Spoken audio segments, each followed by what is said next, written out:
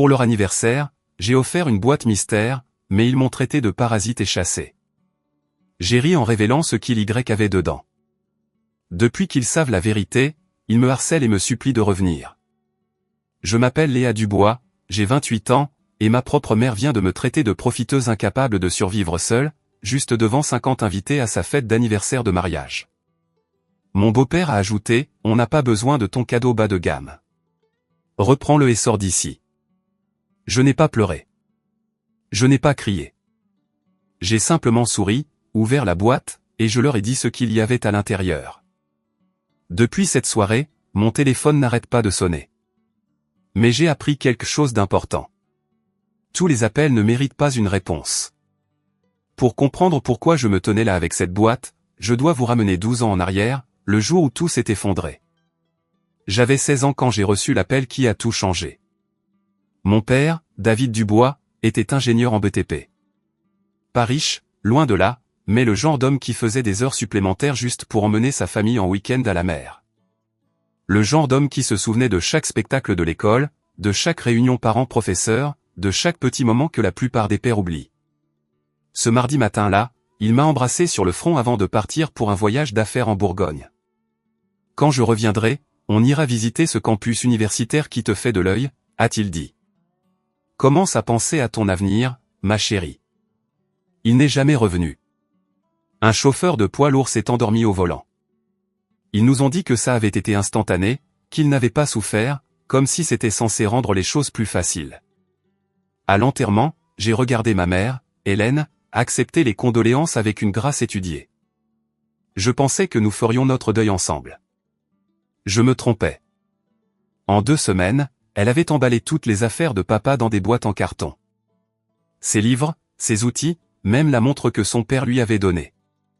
Elle ne m'a pas demandé si je voulais garder quelque chose. Pas une seule chose. J'ai compris pourquoi en l'entendant au téléphone un soir, sa voix basse, mais indubitablement excitée. L'argent de l'assurance est arrivé, a-t-elle dit. Je peux enfin tout recommencer. Tout recommencer. Comme si les 16 dernières années n'avaient été qu'un brouillon qu'elle était prête à froisser et à jeter. Ce que je ne savais pas à l'époque, ce que j'ai mis des années à reconstituer, c'est que ma mère avait déjà rencontré quelqu'un d'autre, un homme nommé Richard Lambert. Et d'après ce que j'ai appris plus tard, leur relation avait commencé au moins 6 mois avant l'accident de mon père. Mon père n'était même pas encore froid dans sa tombe, et ma mère planifiait déjà sa fuite. 18 mois après les funérailles de papa, je me suis retrouvé dans une maison inconnue à Versailles, en banlieue parisienne, portant une unique valise dans la plus petite pièce, un ancien débarras aménagé avec une seule petite fenêtre. Ma mère avait épousé Richard Lambert lors d'une cérémonie à la mairie à laquelle je n'avais pas été invité. Ce n'était qu'une formalité, m'a-t-elle expliqué après coup. Rien qui ne mérite d'en faire tout un plat. La maison était celle de Richard, une belle demeure de 4 chambres avec une pelouse manucurée et un garage pour 2 voitures. Son fils Damien, 20 ans à l'époque, a eu la chambre d'amis principale avec salle de bain attenante. J'ai eu le placard. Damien conduisait une BMW neuve, un cadeau de son père pour son diplôme. Il se dirigeait vers une université prestigieuse à Nice, tous frais payés. Pendant ce temps, j'ai dû changer de lycée en classe de première, laissant derrière moi tous les amis que je m'étais fait. Quand le moment des inscriptions à l'université est arrivé, j'ai pris mon courage à 2 mains pour parler des frais de scolarité à ma mère. Maman, l'université où j'ai été accepté m'a offert une bourse partielle, mais il me manque encore environ 8 000 € par an. Pourrais-tu ? Elle ne m'a pas laissé finir. Léa, l'argent de l'assurance de ton père est destiné à reconstruire cette famille. Damien a besoin de soutien pour ses études loin d'ici. De plus, tu as bientôt 18 ans. Tu devrais apprendre à te débrouiller seul. Richard, qui faisait semblant de lire son journal à côté, a levé les yeux avec un sourire pincé. Cette maison n'entretient pas les parasites, a-t-il dit. Tu veux un diplôme ? Décroche une bourse complète. C'est comme ça que le monde réel fonctionne.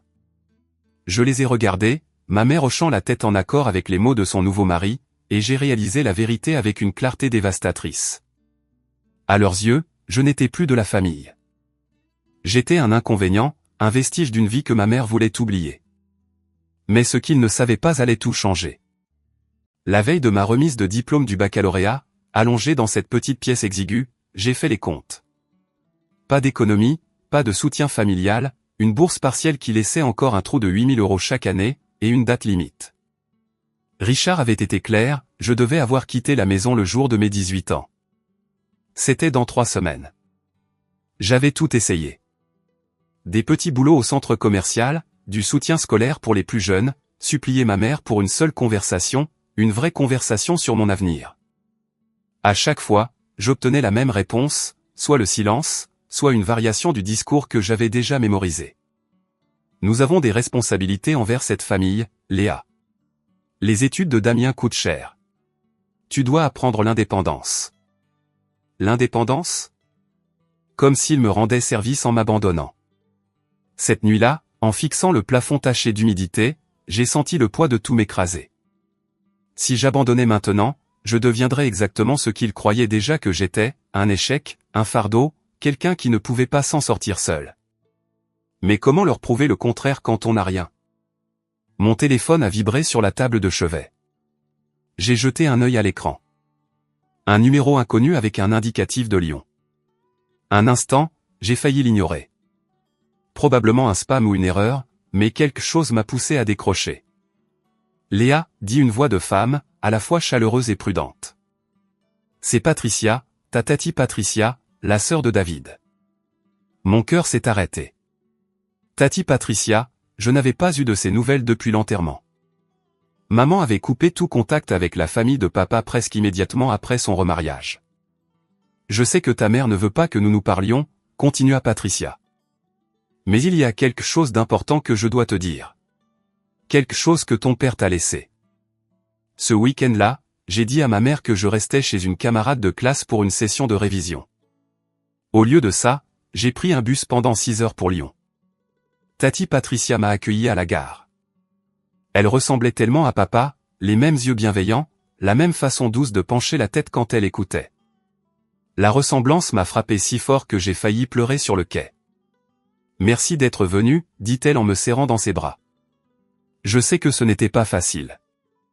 Son appartement était petit, mais chaleureux. Des photos de papa jeune homme couvraient un mur. Des images que je n'avais jamais vues auparavant. Des souvenirs que ma mère avait effacés de notre maison. Nous nous sommes assises à sa table de cuisine et Patricia a posé ses mains sur les miennes. Ta mère et moi ne nous sommes jamais entendus, a-t-elle admis. Mais ce n'est pas pour ça que je te dis ça. Je te le dis parce que David me l'a fait promettre. Elle a expliqué comment, après avoir épousé Hélène, mon père avait commencé à s'inquiéter discrètement. Pas pour l'amour, il aimait ma mère malgré tout, mais pour ce qui m'arriverait si quelque chose tournait mal. Ton père ne faisait pas confiance à Hélène avec l'argent, dit Patricia avec précaution. Il voyait comment elle dépensait, comment elle établissait ses priorités. Il avait peur que s'il lui arrivait quelque chose, tu te retrouves sans rien. Alors, il a tout prévu. J'ai cligné des yeux. Tout prévu ? Comment ? Patricia s'est levée et s'est dirigée vers un placard dans le couloir. Quand elle est revenue, elle portait une petite boîte en bois avec des charnières en laiton. Ton père m'a donné ça il y a 5 ans, dit-elle. Il m'a fait promettre de la garder en sécurité et de ne te la donner que lorsque tu en aurais vraiment besoin. Elle a posé la boîte sur la table entre nous. Je pense, ma chérie, que ce moment est arrivé. Mes mains tremblaient en ouvrant la boîte en bois. À l'intérieur, reposant sur du velours délavé, se trouvait un livret d'épargne. Le nom imprimé sur le devant était le mien, Léa Marie Dubois. Ton père a ouvert ce compte quand tu avais 3 ans, expliqua Patricia. Chaque mois, peu importe les difficultés, il y mettait quelque chose. 20 €, 50 €, parfois plus s'il faisait des heures supplémentaires. J'ai ouvert le livret à la dernière entrée. 47 000 €. La pièce est devenue floue. Je ne pouvais plus respirer. Il ne l'a jamais dit à ta mère, continua Patricia.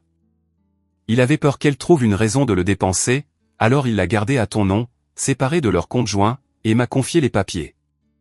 Sous le livret se trouvait une enveloppe jaunie par le temps. J'ai immédiatement reconnu l'écriture de mon père, la même qui avait signé mes cartes d'anniversaire, mes bulletins scolaires, chaque autorisation pour chaque sortie scolaire. Je l'ai ouverte avec des doigts tremblants. Ma Léa chérie, commençait la lettre. Si tu lis ceci, cela signifie que je ne suis plus là pour te protéger. Mais je veux que tu saches que je n'ai jamais cessé d'essayer. J'ai continué à lire à travers mes larmes. Je sais que ta mère a ses défauts. Je sais qu'elle ne te fait pas toujours passer en premier. Ce n'est pas de ta faute, ma chérie. Ça n'a jamais été de ta faute. Cet argent est à toi. Utilise-le pour construire la vie que tu mérites. Ne laisse personne te dire que tu n'es pas assez bien. J'ai su depuis le jour de ta naissance que tu ferais des choses extraordinaires. La lettre se terminait par 3 mots. Je crois en toi. Pour la première fois depuis l'enterrement, je me suis laissé pleurer. Vraiment pleurer. Patricia a gardé la lettre originale. Quand tu auras besoin d'une preuve, dit-elle, je serai là. Je n'ai pas compris ce qu'elle voulait dire à ce moment-là, mais j'allais bientôt le découvrir.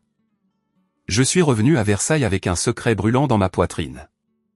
Ma mère m'attendait quand je suis entré, les bras croisés, l'expression froide. Où étais-tu vraiment? Je t'ai dit, un groupe de révision. Ne me mens pas, Léa. Madame Rousseau a appelé pour chercher sa fille. Elle a dit qu'il n'y avait pas de session de révision ce week-end. J'ai posé mon sac, je l'ai regardé dans les yeux. Je suis allé voir Tati Patricia. La couleur a quitté son visage.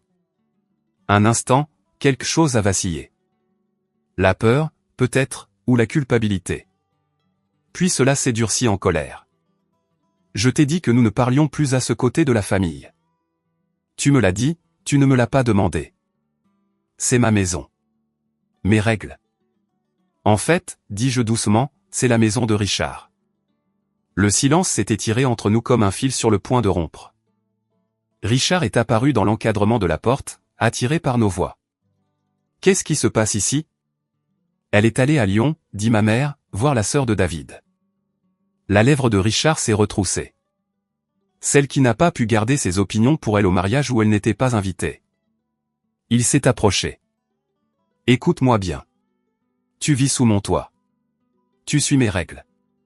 Et ma règle est que nous ne fréquentons pas les gens qui manquent de respect à cette famille. C'est ma famille, dis-je, la famille de mon père.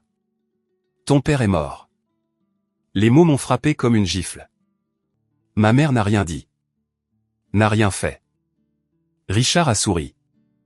Après la remise des diplômes, tu es dehors. Pas de négociation. Pas de seconde chance. Commence à réfléchir où tu vas aller. J'ai soutenu son regard. Sans scier. Ne t'inquiète pas, dis-je. J'ai déjà tout prévu. Je suis passé devant eux pour rejoindre ma petite chambre et j'ai fermé la porte. 3 semaines. C'est tout ce que j'avais à endurer, et ensuite je serai libre. Le jour de la remise des diplômes est arrivé avec un soleil de juin parfait et un siège vide là où ma famille aurait dû être. J'ai traversé la scène seul, j'ai accepté mon diplôme seul, j'ai souri pour le photographe qui a demandé si quelqu'un voulait prendre des photos avec moi, puis j'ai secoué la tête et j'ai continué à marcher. Ma mère et Richard avaient d'autres priorités. Damien avait besoin d'une nouvelle voiture pour sa première année à Nice. Quelque chose de sportif, quelque chose qui ferait la bonne impression. Ils avaient passé la matinée chez le concessionnaire. J'ai passé la matinée à faire mes valises. 2 valises. C'est tout ce que je possédais.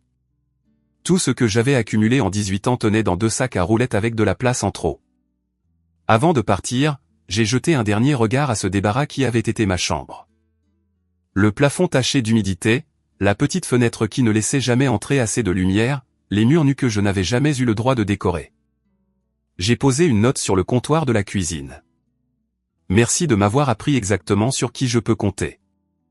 Puis j'ai appelé un taxi, je suis allé à la gare routière et j'ai acheté un aller simple pour Paris. Tati Patricia avait déjà arrangé un petit studio près du campus où je commencerai à l'automne. Le loyer était abordable. Le quartier était sûr. Et pour la première fois en 2 ans, j'avais une porte que je pouvais fermer à clé sans demander la permission. Je me suis assise sur le matelas nu cette première nuit, regardant les lumières de la ville scintiller à travers la fenêtre, ressentant quelque chose que je n'avais pas ressenti depuis si longtemps que j'ai failli ne pas le reconnaître. La liberté. Une liberté terrifiante et exaltante. Je ne savais pas alors que je ne parlerais plus à ma mère pendant près d'1 décennie. Je ne savais pas que la prochaine fois que je la verrais, je tiendrais un cadeau d'une valeur supérieure à tout ce qu'elle m'avait jamais donné. Tout ce que je savais, c'est que j'avais survécu. Et maintenant, j'allais construire. 10 ans, c'est long pour garder le silence. En première année de fac, j'étais serveuse dans un café près du campus, travaillant 30 heures par semaine entre les cours. Certaines nuits, je survivais avec des viennoiseries de la veille et du café noir. Je dormais 5 heures si j'avais de la chance. Je n'ai jamais manqué un seul devoir. En deuxième année, j'ai décroché un stage dans une petite agence de design d'intérieur en ville. La paie était dérisoire, à peine assez pour un ticket de métro, mais j'ai appris plus en 6 mois que la plupart des gens n'apprennent en 6 ans. Ma patronne a remarqué mon sens du détail. Elle a commencé à me confier de vrais projets. En troisième année, le bouche-à-oreille a fonctionné. Des clients ont commencé à me demander spécifiquement.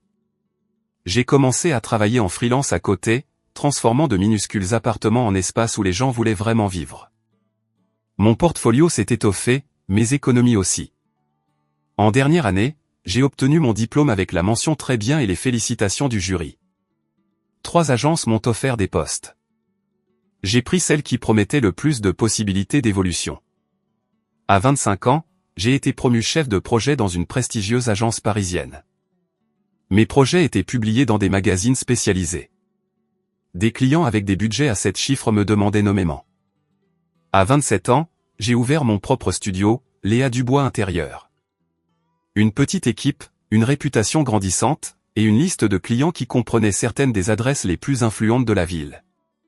Pendant tout ce temps, j'ai gardé ma réussite privée. Pas de réseaux sociaux, pas d'interviews publiques, aucune chance que certaines personnes découvrent ce que j'étais devenu. Tati Patricia était la seule à tout savoir. Elle était devenue ma famille à tous les égards importants. Et puis il y a eu Marc. Je l'ai rencontré lors d'un événement de networking en architecture quand j'avais 26 ans. Il était gentil, patient. Il ne m'a jamais poussé à affronter mon passé avant que je ne sois prête. Ma mère n'a jamais appelé, pas une seule fois en 10 ans. J'étais sur le point de découvrir pourquoi. L'invitation est arrivée un jeudi de fin septembre. J'ai failli la jeter, pensant que c'était du courrier indésirable. Une de ces demandes de gala de charité sur papier glacé qui parviennent à quiconque possède un code postal parisien. Mais l'adresse de l'expéditeur m'a fait m'arrêter. Résidence Lambert, Versailles. À l'intérieur se trouvait un carton épais de couleur crème avec des lettres argentées en relief. Vous êtes cordialement invité à célébrer le 15e anniversaire de mariage d'Hélène et Richard Lambert. 15 ans. Ma mère était mariée à cet homme depuis 15 ans, et c'était la première fois qu'elle me contactait. J'ai appelé Tati Patricia ce soir-là. J'ai reçu quelque chose d'étrange par la poste aujourd'hui. Quand je lui ai raconté, elle est restée silencieuse un long moment. J'ai entendu des choses, dit Patricia avec précaution. Par de vieux amis du quartier. Les affaires de Richard ne vont pas très bien. Quelque chose à propos d'une expansion ratée. Ils ont dû faire des coupes. Donc, ils ont assez de difficultés pour que les gens les remarquent. Ta mère a été moins généreuse dans ses apparitions caritatives dernièrement. L'adhésion au country club serait apparemment remise en question. J'ai regardé l'invitation sur le comptoir de ma cuisine. Tu penses que c'est pour ça qu'ils veulent que je sois là? Je pense que ta mère n'a jamais rien fait sans raison. Elle avait raison. Hélène Dubois, Hélène Lambert maintenant, fonctionnait par calcul. Si elle tendait une branche d'olivier après une décennie de silence, ce n'était pas parce que je lui manquais. C'était parce qu'elle voulait quelque chose. Qu'est-ce que tu vas faire? Demanda Patricia. J'ai repris l'invitation, passant mon pouce sur les lettres en relief. Je vais y aller. Tu es sûr? Pas pour elle. Pour moi. J'ai besoin de clore ce chapitre. Patricia a fait une pause. Si tu as besoin de renfort, j'ai toujours la lettre de ton père. Je n'avais pas oublié. Je n'oublierai jamais. Les semaines précédant la fête, je me suis surprise à faire quelque chose d'inattendu. J'ai acheté un cadeau. Marc m'a regardé l'emballer sur notre table à manger. Une boîte élégante recouverte de papier de soie bleu marine, terminée par un ruban d'argent. Son expression oscillait entre la confusion et l'inquiétude. Tu leur apportes vraiment quelque chose. Je sais ce que ça peut paraître. Aide-moi à comprendre alors. Ces gens t'ont traité comme une moins que rien. Ils t'ont mise à la porte. 10 ans de silence et maintenant tu leur achètes un cadeau. J'ai lissé le ruban avec soin, alignant le nœud. Il ne s'agit pas d'eux. Il s'agit de la personne que je veux être. À l'intérieur de la boîte se trouvait une unique clé sur un coussin de velours. En dessous, un acte de propriété. Un appartement de 3 pièces dans un quartier calme de Paris. Pas accent grave-l'œil, mais solide. Sûr. Le genre d'endroit où quelqu'un pourrait tout recommencer. 450 000 euros. De l'argent que j'avais gagné moi-même. Euro par euro, nuit blanche après nuit blanche. Je voulais lui donner une chance, ai-je expliqué, une vraie. Si elle a changé, s'il y a une partie d'elle qui regrette ce qui s'est passé, cela pourrait être un nouveau départ. Marc m'a pris la main. Et si elle n'a pas changé? Alors au moins, je saurais que j'ai essayé. Il n'a pas discuté. C'était l'une des choses que j'aimais chez lui. La veille de la fête, j'ai glissé quelque chose dans ma pochette. Une copie de la lettre de mon père ainsi que des documents montrant l'historique du compte épargne. La preuve que tout ce que j'avais, je l'avais construit sur les fondations qu'il m'avait données. Pas volé, pas emprunté, à moi. J'espérais ne pas en avoir besoin. Mais j'avais appris il y a longtemps que l'espoir et la préparation ne sont pas la même chose. Ce que je ne savais pas, c'est que j'allais au-devant de quelque chose de bien pire que ce que j'avais imaginé. Permettez-moi de faire une pause ici une seconde. Je suis vraiment curieuse. Si vous étiez à ma place, seriez-vous allé à cette fête? Mettez oui dans les commentaires si vous les auriez affrontés, ou non si vous pensez que j'aurais dû rester loin. Et si vous appréciez cette histoire jusqu'à présent, cliquez sur le bouton j'aime pour que je sache que je dois continuer. Très bien, retournons à cette soirée. Le country club ressemblait exactement à ce dont je me souvenais des photos que ma mère publiait avant d'arrêter de publier quoi que ce soit. Des lustres en cristal tombant de plafond voûté. Des tables dressées de lin blanc. Un quatuor à cordes jouant doucement dans un coin. Environ 50 invités déambulant avec des flûtes de champagne, leur rire résonnant sur le sol en marbre. Je suis entré seul, les têtes se sont tournées, les chuchotements ont suivi. C'est la fille d'Hélène? Celle qui a disparu? J'ai entendu dire qu'elle galérait, qu'elle vivait au jour le jour quelque part en ville. J'ai gardé une expression neutre. Ma robe de cocktail noir était simple mais chère, le genre d'élégance discrète que les gens qui ont vraiment de l'argent reconnaissent. Mes cheveux étaient tirés en un chignon bas. Dans mes mains, je portais la boîte bleu marine. J'ai repéré ma mère de l'autre côté de la pièce avant qu'elle ne me voie. Hélène Lambert se tenait au centre d'un groupe de femmes, gesticulant avec animation, ses bijoux d'anniversaire en argent captant la lumière.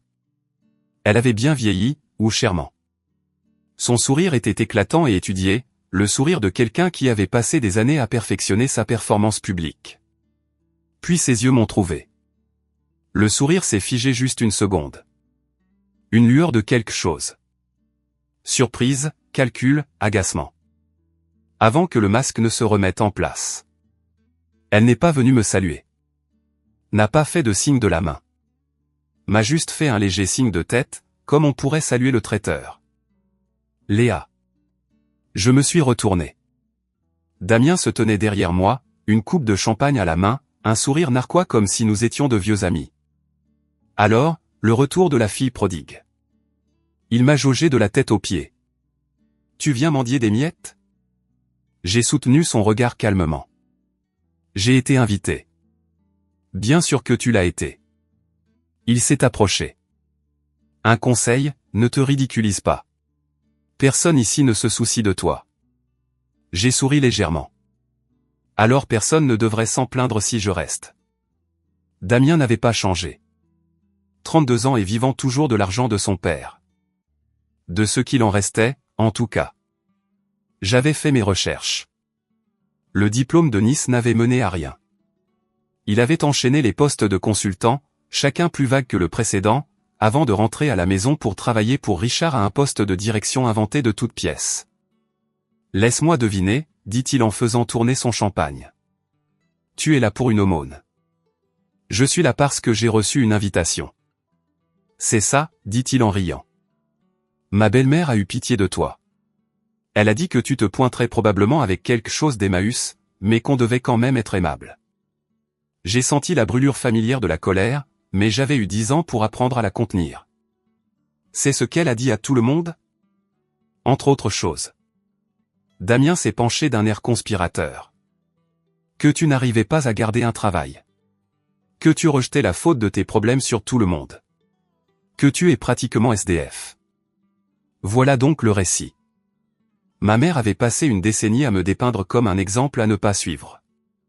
La fille ingrate qui ne pouvait pas survivre seule. Intéressant, dis-je calmement. Qu'est-ce qui est intéressant?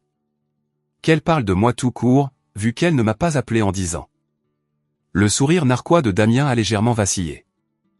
Peu importe. Ne fais juste pas de scène. Il a hoché la tête vers le cadeau dans mes mains. Et ne t'attends pas à ce que quelqu'un soit impressionné par ça. On sait tous que tu ne peux rien t'offrir de décent. J'ai pensé à le lui dire, j'ai pensé à regarder son visage changer quand il réaliserait exactement qui j'étais devenu. Mais pas encore, pas comme ça. Excuse-moi, dis-je. Je devrais aller féliciter les heureux mariés. Je suis passé devant lui en direction de la table principale où ma mère était assise comme une reine observant sa cour. La boîte semblait plus lourde à chaque pas. La table s'est tue à mon approche. Richard était assis à la droite de ma mère, sirotant un whisky. Son visage s'était durci au fil des ans, des rides plus profondes, un sillon permanent entre ses sourcils. Le regard qu'il m'a lancé était le même que celui qu'il portait le jour où il m'a dit de partir. Je me suis arrêté devant eux et j'ai posé la boîte sur la table. Joyeux anniversaire, maman. Ma mère a jeté un coup d'œil au cadeau comme s'il pouvait la mordre. Puis elle s'est tournée vers les femmes à ses côtés, un groupe d'habitués du country club en paire les robes de créateur, et Harry. Oh, regardez. Ma fille a décidé de se montrer, finalement. Les femmes ont échangé des regards, des sourires polis qui n'atteignaient pas leurs yeux. C'est une jolie boîte, a offert l'une d'elles. Ma mère n'y a pas touché. Je suis sûr que c'est très attentionné. Elle a souligné le mot comme si c'était une blague. Léa n'a jamais été très douée avec les cadeaux, ni avec l'argent, ni avec l'organisation en fait. Richard a reniflé.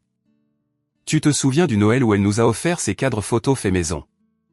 Des rires ont parcouru la table. Qu'y a-t-il dedans? A demandé une autre femme. Ma mère a haussé les épaules de manière théâtrale, poussant la boîte de côté. Probablement quelque chose d'un rayon de solde. C'est à peu près tout ce qu'elle peut se permettre de nos jours. Sa voix était plus forte maintenant. En pleine représentation. C'est ma fille, tout le monde. Celle dont je vous ai parlé. Elle a fait un geste vers moi comme si j'étais une pièce de musée. Elle n'a pas appelé depuis des années. N'a pas réussi à finir ses études correctement. Et maintenant, elle se présente ici avec. Elle a fait un geste dédaigneux vers la boîte. Maman. Ne m'appelle pas maman. Ses yeux se sont durcis. Je sais pourquoi tu es là. Tu as entendu que nous nous en sortions bien, et tu es venu chercher une aumône. Comme toujours. La pièce était devenue silencieuse. Des dizaines d'yeux me fixaient. Tu es une profiteuse, Léa. Tu l'as toujours été. Richard s'est levé, sa chaise grinçant bruyamment contre le sol. Il a attrapé la boîte et l'a poussée vers moi avec une telle force que j'ai dû la rattraper contre ma poitrine. On n'a pas besoin de ton cadeau bas de gamme. Sa voix a porté à travers la pièce. Reprends-le et sors d'ici. Et ma mère a hoché la tête en signe d'approbation. Il a raison. Tu te ridiculises. Le silence était absolu. Même le quatuor à cordes avait cessé de jouer. 50 paires d'yeux me brûlaient. Certains pleins de pitié, d'autres de curiosité, d'autres simplement amusés par le spectacle. Je sentais mon cœur battre dans mes tempes, le poids de chaque jugement, de chaque supposition, de chaque mensonge que ma mère avait raconté sur moi. Une femme plus âgée près du fond a secoué légèrement la tête. Un serveur s'est figé au milieu d'un pas, une bouteille de champagne à la main. Quelqu'un a murmuré quelque chose qui ressemblait à « la pauvre ». Un instant, j'ai revu mon moi de 16 ans, debout dans ce couloir, se faisant dire qu'il n'y avait pas d'argent pour ses études.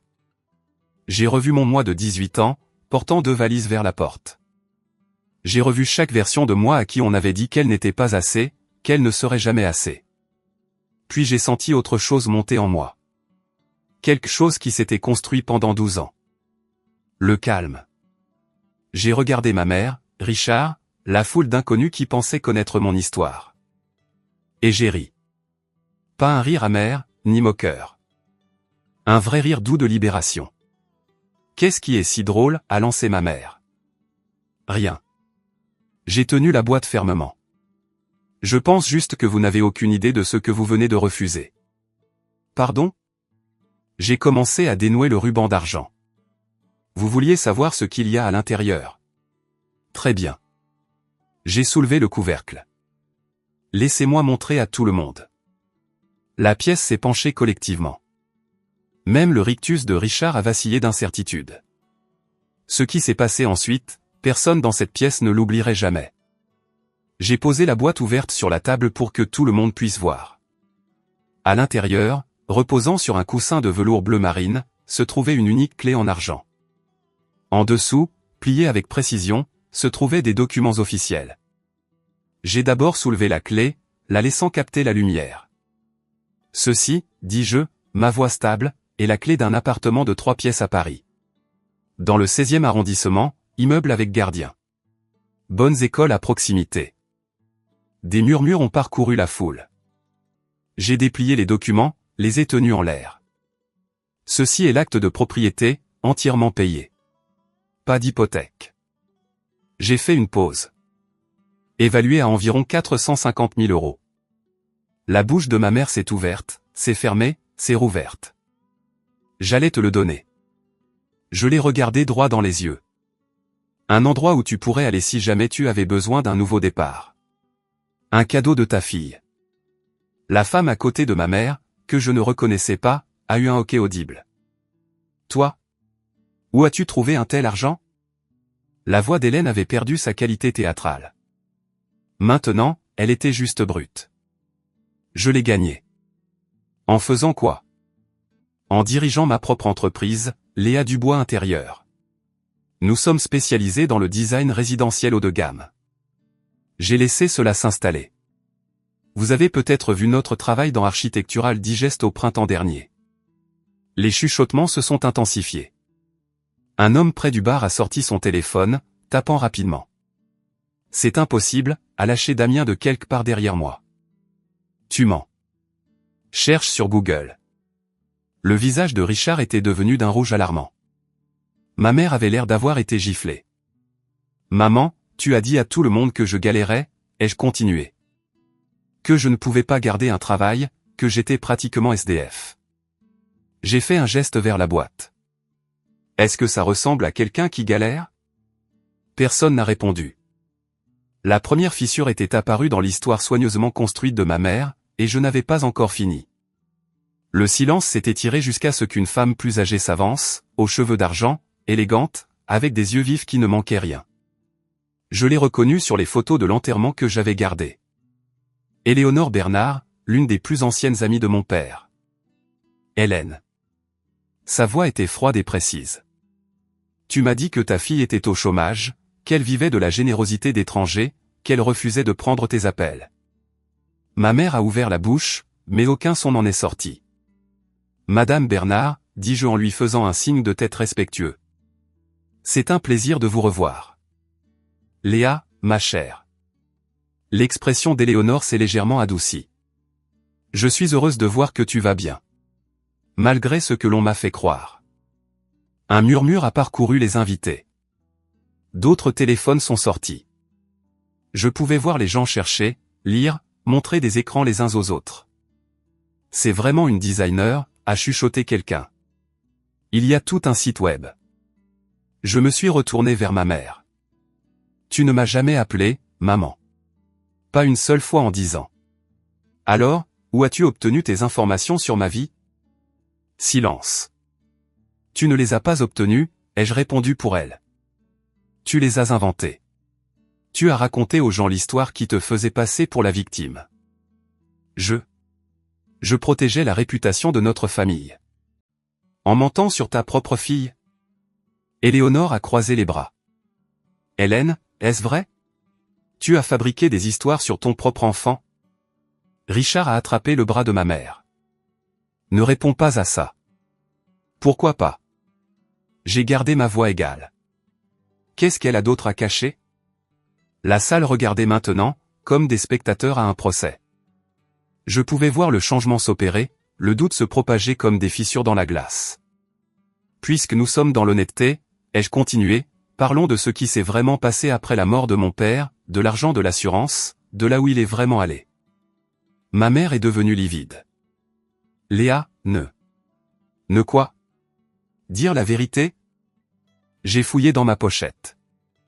J'ai sorti un morceau de papier plié, jauni sur les bords, froissé par des années de manipulation soigneuse.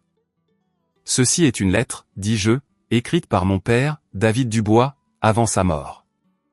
La main d'Éléonore s'est portée à son cœur. Ton père t'a écrit une lettre? Oui. Je l'ai dépliée lentement. Et je pense que tout le monde ici devrait en entendre une partie. Ma mère s'est jetée en avant. Donne-moi ça. Richard l'a retenu, son propre visage cendré. J'ai commencé à lire. Ma Léa chérie, si tu lis ceci, cela signifie que je ne suis plus là pour te protéger. Ma voix est restée stable malgré le tremblement dans ma poitrine. Je sais que ta mère a ses défauts. Je sais qu'elle ne te fait pas toujours passer en premier. Ce n'est pas de ta faute, ma chérie. Ça n'a jamais été de ta faute. Une femme près du premier rang a essuyé ses yeux. J'ai mis de l'argent de côté pour toi, séparé de tout ce que ta mère peut toucher. Utilise-le pour construire la vie que tu mérites. Ne laisse personne te dire que tu n'es pas assez bien. J'ai baissé la lettre. Mon père savait. J'ai regardé ma mère. Il savait que s'il lui arrivait quelque chose, tu ne t'occuperais pas de moi. Alors il a pris d'autres dispositions. David a écrit ça. La voix d'Éléonore était à peine un murmure. Hélène, tu m'as dit qu'il n'avait rien laissé pour Léa, que l'assurance couvrait à peine les funérailles. Ma mère n'a rien dit. L'indemnité d'assurance était de plus de 200 000 €, dis-je doucement. Je n'en ai jamais vu un centime. Elle est allée dans cette maison, les études de Damien, une nouvelle voiture, une adhésion au country club. Le murmure de la foule était devenu un grondement sourd. Richard a tiré ma mère près de lui chuchotant de manière urgente. Elle ressemblait à une femme regardant son monde soigneusement construit s'effondrer. Pour la première fois en 12 ans, elle n'avait pas de scénario. Je dois faire une pause ici un instant. Pouvez-vous deviner comment ma mère a réagi à tout cela? Mettez votre prédiction dans les commentaires. J'aimerais voir si quelqu'un devine juste. Et si cette histoire vous touche personnellement, cliquez sur le bouton j'aime. Cela aide vraiment plus de gens à trouver ces vidéos, surtout ceux qui pourraient avoir besoin d'entendre cela. Maintenant, voici ce qui s'est passé ensuite. Ma mère s'est rétablie plus vite que je ne l'avais prévu. Des larmes ont rempli ses yeux. Les mêmes larmes que je l'avais vue convoquer d'innombrables fois auparavant lorsqu'elle avait besoin de sympathie. Léa, ma chérie. Sa voix s'est brisée parfaitement. Je suis tellement désolé. Je ne savais pas. Je ne réalisais pas à quel point je t'avais blessé. Elle a tendu la main vers la boîte. Laisse-moi arranger les choses. Nous pouvons tout recommencer. Je suis ta mère. J'ai retiré la boîte avant que ses doigts ne puissent la toucher. Non. Le mot a flotté dans l'air. Comment ça, non? Les larmes ont séché instantanément, remplacées par quelque chose de plus vif. J'ai apporté ce cadeau pour quelqu'un qui le méritait, quelqu'un qui pourrait réellement vouloir une vraie relation. J'ai refermé le couvercle avec un clic doux. Tu n'es pas cette personne. Tu ne peux pas me faire ça. Sa voix s'est élevée. Pas devant tout le monde. C'est toi qui as commencé. La pièce était devenue d'un silence de mort. Il y a 5 minutes, tu m'as traité de profiteuse devant chaque personne ici présente, ai-je dit. Tu leur as dit que j'étais sans valeur, que je ne pouvais pas survivre seul. Tu leur dis ça depuis 10 ans. C'était différent. Comment? J'ai glissé la boîte sous mon bras. Tu m'as humilié publiquement. Tu as menti sur moi publiquement. Et maintenant tu veux ce que j'ai. Ce n'est pas comme ça que la famille fonctionne. Éléonore s'est approchée, observant l'échange avec un mélange de fascination et de quelque chose qui ressemblait à du respect. Pour être honnête, ai-je continué, je suis venu ici en espérant que tu avais changé, en espérant qu'il y avait une version de toi qui voulait réellement une fille, pas une cible. Le masque de ma mère est tombé complètement. Une fureur pure a éclaté en dessous. Espèce de petite ingrate. Je suis reconnaissante, les yeux coupés. Reconnaissante d'avoir appris très tôt exactement qui tu es. Je me suis tourné vers la porte. Cet appartement ira à quelqu'un qui m'aime vraiment. Richard m'a barré le chemin avant que j'atteigne la sortie. Attends un peu. Sa voix avait changé pour quelque chose de presque amical. Le ton d'un vendeur sentant une affaire lui échapper. Ne soyons pas hâtifs. Nous sommes une famille. Les familles ont des désaccords. Nous ne sommes pas une famille. Tu as été clair là-dessus il y a 12 ans. Des choses ont été dites sous le coup de la colère. Tu m'as dit que ta maison n'entretenait pas les parasites. J'ai soutenu son regard sans ciller. Alors je suis parti et j'ai construit la mienne. De quoi te plains-tu maintenant? Damien est apparu à l'épaule de son père. Écoute, je sais que nous n'avons pas toujours. Il s'est interrompu, cherchant des mots dont il n'avait jamais eu besoin auparavant. Mais c'est de la folie. Tu ne peux pas juste partir avec un appartement d'un demi-million d'euros. Je peux faire ce que je veux avec mon argent. C'est juste. Damien a ri nerveusement. Allez. On est pratiquement frères et sœurs. Nous sommes des étrangers qui ont partagé une maison pendant 2 ans. Et dans cette maison, tu as tout eu. J'ai eu un placard. Richard a réessayé. Et si nous parlions de ça comme des adultes? Peut-être qu'il y a un arrangement. Les arrangements ne m'intéressent pas. Je suis passé devant eux. Ma mère s'était levée de sa chaise, le maquillage coulant là où les larmes avaient coulé. De vraies larmes maintenant, peut-être. Ou juste une meilleure performance. Léa. Sa voix s'est brisée. Léa, s'il te plaît. J'ai fait des erreurs. Je le sais. Donne-moi juste une chance. Je me suis arrêté à la porte, me suis retourné une dernière fois. Tu as eu des chances, maman. 12 ans de chance. Tu t'es choisi toi-même à chaque fois. J'ai regardé la salle pleine de témoins, leurs visages choqués, leurs conversations chuchotées, leurs téléphones toujours serrés dans des mains manucurées. Quand tu seras prête pour une vraie relation, une relation basée sur le respect, pas sur ce que tu peux obtenir de moi, tu as mon numéro. Je suis sorti dans la nuit fraîche d'octobre. La porte s'est refermée derrière moi comme un point final. Marc m'attendait quand je suis rentré.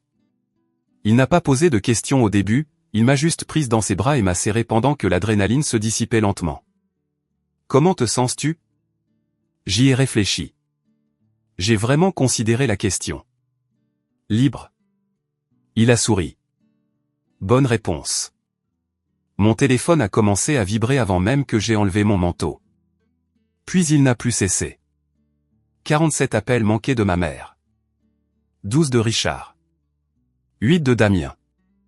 Des numéros que je ne reconnaissais pas, probablement des invités de la fête qui avaient obtenu mes coordonnées. Les SMS sont afflués les uns après les autres. Léa, s'il te plaît, rappelle-moi. Nous devons parler. Je suis tellement désolé. Je ne pensais rien de tout ça. Tu ne peux pas faire ça à ta propre mère. Appelle-moi, s'il te plaît. Marc a regardé l'écran s'allumer encore et encore. Tu vas répondre à l'un d'eux. Pas ce soir. J'ai mis le téléphone en silencieux et l'ai posé face contre table sur le comptoir. Peut-être jamais. Nous avons commandé à emporter et manger sur le canapé pendant que la ville scintillait derrière nos fenêtres. Mon téléphone s'allumait périodiquement dans ma vision périphérique, une pulsation persistante de désespoir que je ne me sentais plus obligé de reconnaître. Et maintenant, a demandé Marc. Je ne sais pas. Je me suis appuyé contre lui, me laissant enfin sentir à quel point j'étais épuisé. Je leur ai donné la vérité.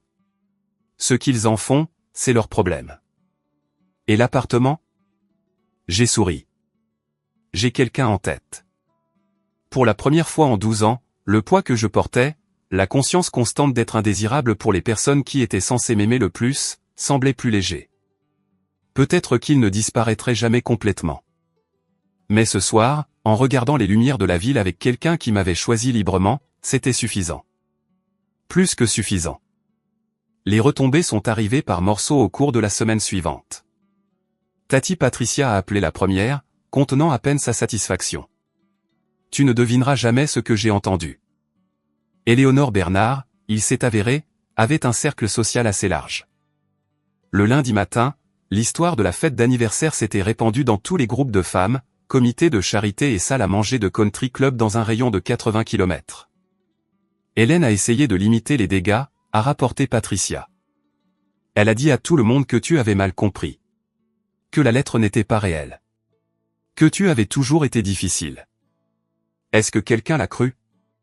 Pas après que 3 invités différents ont confirmé qu'ils avaient cherché ton entreprise sur Google pendant la fête. La voix de Patricia portait une note de satisfaction sinistre. Ton site web a eu 1500 visiteurs ce soir-là. Les conséquences professionnelles sont venues ensuite. Richard, j'ai appris, était en train de négocier un contrat majeur avec un fournisseur régional. Le PDG du fournisseur était un ami proche d'Éléonore Bernard. Après avoir entendu ce qui s'était passé à la fête, ils avaient demandé un délai supplémentaire pour examiner les termes. Ce délai s'est étiré sur des semaines. L'accord a finalement été conclu, mais à des conditions nettement moins favorables. La mère de Damien, la première femme de Richard, a apparemment eu vent du drame par son propre réseau social. Elle a appelé Damien pour lui exprimer sa profonde déception quant à la façon dont il avait traité sa demi-sœur et a réduit de moitié son soutien financier mensuel. Rien de tout cela ne m'a apporté de la joie. Je n'ai pas vérifié les réseaux sociaux de ma mère pour des signes de souffrance ni compté les façons dont le karma avait équilibré la balance. Mais il y avait quelque chose de tranquillement satisfaisant à savoir que la vérité était enfin connue. Pendant des années, ma mère avait contrôlé le récit. Maintenant, le récit s'était corrigé de lui-même. Patricia m'a demandé si je regrettais quoi que ce soit. Non, ai-je dit, j'aurais juste aimé le faire plus tôt. Elle a ri. Ton père serait fier. Je l'espérais. 2 semaines après la fête, j'ai répondu à l'appel de ma mère une seule fois, pour clore le chapitre. Léa. Sa voix était rauque, dépouillée de son vernis habituel. Merci de décrocher. J'ai failli ne pas le faire. Une longue pause. Je sais. Je comprends. J'ai attendu. Je veux que tu saches. Elle a pris une inspiration tremblante. J'ai beaucoup réfléchi à tout ce que tu as dit, au choix que j'ai fait. Je sais que je n'ai pas été la mère dont tu avais besoin. C'était le moment où j'étais censé dire que ce n'était pas grave, que je lui pardonnais, que nous pouvions repartir à zéro. Je ne l'ai pas fait. Qu'est-ce que tu regrettes spécifiquement, maman? Silence. Parce que de mon point de vue, on dirait que tu regrettes de t'être fait prendre, pas ce que tu as réellement fait. Ce n'est pas elle s'est arrêtée. A recommencer. Quand ton père est mort, j'étais terrifié. J'ai grandi sans rien. Ma mère a été abandonnée avec 3 enfants et pas d'argent. Je me suis juré que ça ne m'arriverait jamais. Alors tu m'as abandonné à la place. Je ne le voyais pas comme ça. Je sais. C'est ça le problème. Je l'ai entendu pleurer. De vrais pleurs cette fois. Le genre laid, sans grâce. Je voulais juste être en sécurité, a-t-elle murmuré. J'avais tellement peur de finir sans rien. Je comprends la peur. J'ai gardé ma voix douce mais ferme. Mais avoir peur ne te donne pas le droit de blesser les gens qui dépendent de toi. Que puis-je faire? Comment puis-je arranger ça? Je ne sais pas si tu peux. J'ai pris une inspiration. Mais si tu veux une quelconque relation avec moi à l'avenir, elle doit être réelle, égale, sans manipulation, sans histoire sur moi à tes amis. D'accord? Et sans appeler pour demander de l'argent ou des faveurs. Une pause plus longue. Je comprends. Je l'espère, maman. Je l'espère vraiment. J'ai raccroché. Ce n'était pas un pardon, mais c'était une limite. 6 mois plus tard, j'ai donné l'appartement. Pas à ma mère, à Tati Patricia. Elle se tenait dans le salon vide, des larmes coulant sur son visage, la clé serrée dans sa main comme une bouée de sauvetage. Léa, je ne peux absolument pas si, tu peux. Je l'ai serré fort dans mes bras. C'est toi qui m'as sauvé. Tu as tenu la promesse de papa quand personne d'autre ne l'a fait. C'est à toi. Elle avait passé 30 ans dans ce minuscule appartement de Lyon, remboursant ses dettes d'école d'infirmière, faisant des gardes doubles à l'hôpital. Elle méritait un endroit avec une belle lumière, un gardien et des voisins qui apportent des biscuits à Noël. L'article dans Architectural Digest a mené à 3 nouveaux clients de haut vol. Mon équipe est passée de 4 à 7 personnes. Marc et moi nous sommes fiancés un mardi soir tranquille. Pas de fanfare, pas de public, juste nous deux et une bague qui avait appartenu à sa grand-mère. J'ai construit une famille, pas celle dans laquelle je suis né, mais celle que j'ai choisie. Patricia, Marc, ma colocataire de fac qui m'avait laissé dormir sur son sol pendant les années difficiles. Ma première patronne qui avait cru en moi avant que je ne croie en moi-même. Ma mère appelait une fois par mois. Des conversations courtes, superficielles. Elle n'a plus jamais demandé de nouvelles de l'appartement. Les affaires de Richard se sont stabilisées finalement. Damien a trouvé un vrai travail selon les rumeurs, quelque chose dans la vente. S'ils avaient vraiment changé ou juste appris à mieux cacher leur vraie nature, je ne saurais le dire. Cela n'avait plus d'importance. J'avais passé tant d'années à attendre que ma mère m'aime comme j'en avais besoin, qu'elle me choisisse, qu'elle prouve que je valais quelque chose. Ce que j'ai finalement compris, c'est que je posais la mauvaise question depuis le début. La vraie question n'était pas de savoir si je méritais d'être aimé. C'était de savoir si elle en était capable. Parfois, tard le soir, j'écris des lettres que je n'enverrai jamais. Celle-ci est adressée à une jeune fille de 16 ans, debout dans un couloir, se faisant dire qu'elle ne vaut pas un investissement de 8 000 €. Chère Léa, je sais que tu as peur en ce moment. Je sais que tu es allongée dans cette petite chambre au plafond taché, te demandant si tout le monde a raison à ton sujet. Si tu es vraiment aussi sans valeur qu'ils te le font sentir. Tu ne le es pas. Les gens qui étaient censés te protéger se sont choisis eux-mêmes à la place. C'est leur échec, pas le tien. Leur incapacité à aimer ne signifie pas que tu n'es pas aimable. Tu vas survivre à ça. Plus que survivre, tu vas construire quelque chose de magnifique à partir des décombres. Ce ne sera pas facile. Il y aura des nuits où tu pleuras jusqu'à t'endormir et des matins où tu ne seras pas sûr de pouvoir continuer. Continue quand même. Un jour, tu te tiendras dans une pièce pleine de gens qui croient le pire de toi et tu leur diras la vérité sans ciller. Tu partiras la tête haute et le cœur intact. Et tu comprendras enfin que leur approbation n'a jamais été ce dont tu avais besoin. Ce dont tu avais besoin, c'était la permission de croire en toi. Papa te l'a déjà donné. Le reste dépend de toi. Je ferme le journal et regarde par la fenêtre la ville qui s'étend sous moi. Le soleil se lève sur Paris, rose et or et plein de promesses. Mon père avait raison. J'ai volé haut, non pas à cause de l'argent qu'il m'a laissé, mais parce qu'il m'a appris à quoi ressemble le véritable amour. Patient, désintéressé, inconditionnel. C'est ça l'héritage qui compte. Pas des euros sur un compte, mais la certitude profonde que je suis digne d'être bien aimé. J'ai appris cela d'un homme qui est parti depuis 12 ans. Et je le porte avec moi chaque jour. Voilà mon histoire. Si vous êtes dans une relation où vous vous sentez diminué, rejeté, ou si l'on vous fait croire que vous n'êtes pas assez, je veux que vous sachiez quelque chose. Vous avez le droit de fixer des limites. Vous avez le droit de partir. Et vous n'avez besoin de la permission de personne pour vous aimer.